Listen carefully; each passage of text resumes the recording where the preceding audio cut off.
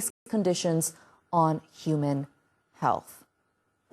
Let me bring in my next guest. Per Wimmer is an astronaut, space advocate, entrepreneur, and financier, and he joins us live now from London. Thank you so much for being with us on this historic day for Turkey. Just walk us through what stage we're at with this mission. Well, we've now completed the first stage, i.e. getting to the International Space Station almost. So a long journey, almost a day and a half. So far, everything has gone very, very smoothly. It was quite clear, I was watching earlier, the excitement of the astronauts, particularly the first-timers. They seem particularly excited about this joyride it really is to ride on a rocket when you're traveling at 25,000 kilometers an hour. Just the acceleration, the power that's released getting off the ground is just enormous.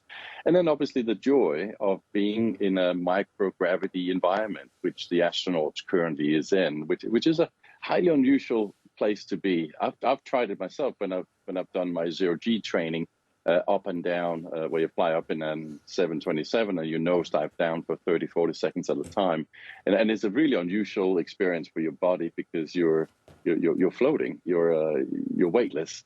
But right now they're sitting there eagerly waiting to dock to the International Space Station and to get on board, which in itself is a tremendous experience. International Space Station, obviously being built by multiple countries around the Earth. It's about the size of a football pitch. So it's not small, it's actually quite sizable. So they're coming from a small space, if you like, on their Dragon vehicle into this relatively large space. Some of that is a bit old, let's not forget, it's been around for a while. But it will be quite exciting, and they'll be greeted by the current occupants of the International Space Station, including the current Danish commander, Andreas Mogens. So no doubt they'll have a great rendezvous, and I'm glad to see everything has gone so smoothly so far. Indeed. And tell us what happens after they dock. What would be their next form of action? They would obviously greet the fellow occupants of the International Space Station.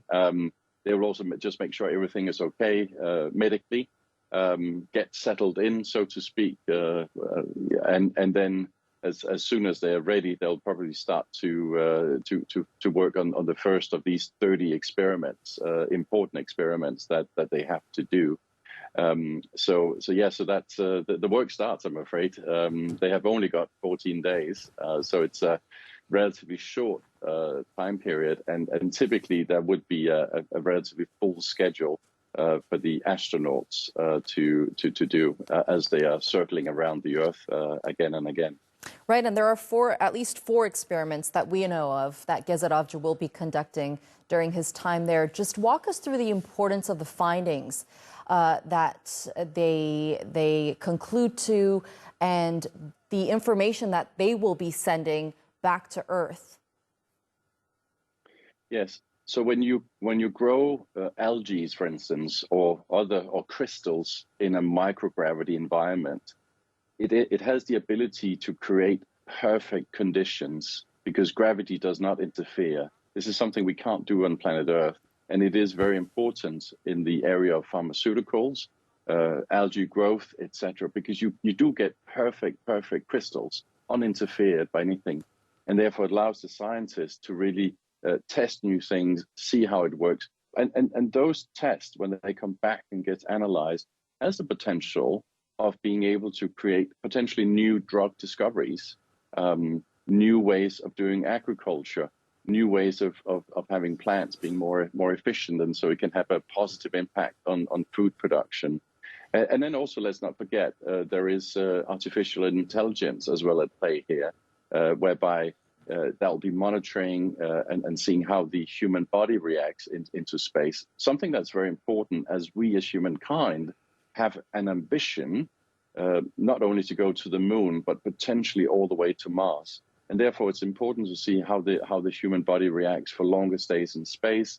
We have to learn as much about that as possible if we are indeed planning to head for Mars, as SpaceX founder Elon Musk has that great ambition to do so. So these are all great steps, leaps on that journey, for which we'll all be benefiting here on planet Earth, let alone the fact that this is obviously a huge, huge inspiration for all people in Turkey and around the globe, now that the astronauts are successfully conducting their mission here.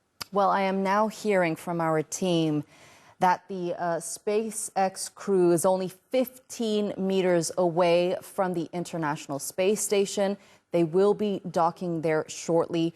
This is a historic moment for Turkey, given that it's the first Turkish astronaut that is flying into space. I'm now hearing they're actually 5 meters away from docking at the ISS.